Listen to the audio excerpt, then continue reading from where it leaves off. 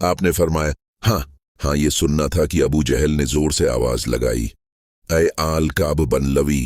फद्दा को चीरती हुई ये आवाज कानों से टकराई और आनन फानन सारे लोग उकट्ठा हो गए। अबू अल हुक्म, क्या बात है, क्या बात है? अब उसने आपकी तरफ इशारा किया कि जो अभी सुनाया है जरा लोगों को भी सुना। तो आपने फरमाया, आज रात बराक नामी एक जानवर आया, इस पर बैठकर मैंने बीतुल मुकद्दस की सैर की। वहां पहुंचा तो नबियों की जमात आई, इनमें इब्राहीम भी थे, मूसा और ईसा भी थे। मैंने उन सब की इमामत भी की। ये सुनकर अक्सर बेकाबू हो गए और एक जोर का कहका बुलंद हुआ। अबू जहल बोला तमस्खर के अंदाज में, अच्छा, सारे नबी जिंदा करके तुम्हारे पास लाए गए थे, जरा उनका हलिया तो बयान करो।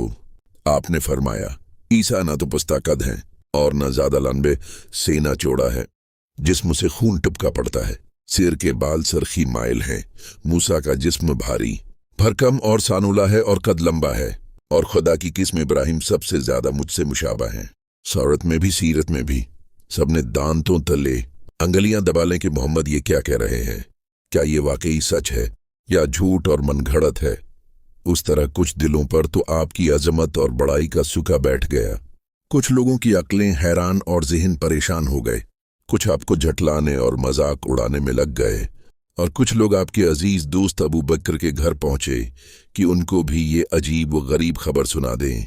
बोले, अबू बकर, जरा अपने जनाब की तो सुनो। कहते हैं कि आज रात मुझको बीतुल मुकद्दस की सैर कराई गई है। अबू बकर ने फरमाया, क्या उन्होंने कहा है? वो बोले, जी हाँ।